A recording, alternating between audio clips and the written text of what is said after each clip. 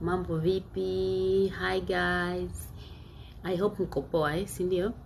Jamani, it's another weekend, Sunday again.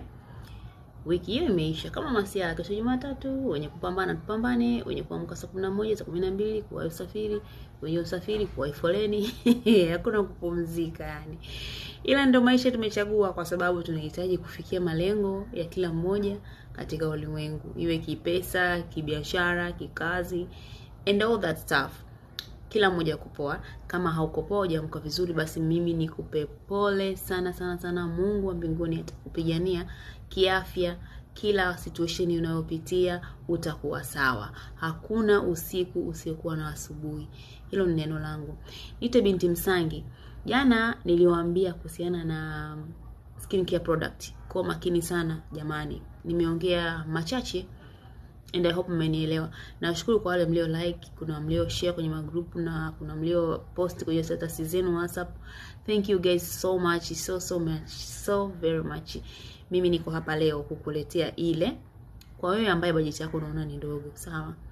Hauna uwezo wa skincare product kwa sababu bei ni kubwa, hauna gharama hizo kuweza kuzimudu. Leo nimekuletea homemade skincare. Hii inatokana na mchele.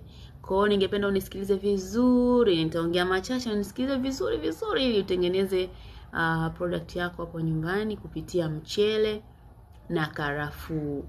Hii product unayotengeneza hapa ni kama toner. Najua wengi mnajua kuhusu toner, ama kama haufahamu ingia Google, andika toner. Ni unatumia kwa ajili ya usoni, sawa? Kufanya uso wako uwe unaita skin glass,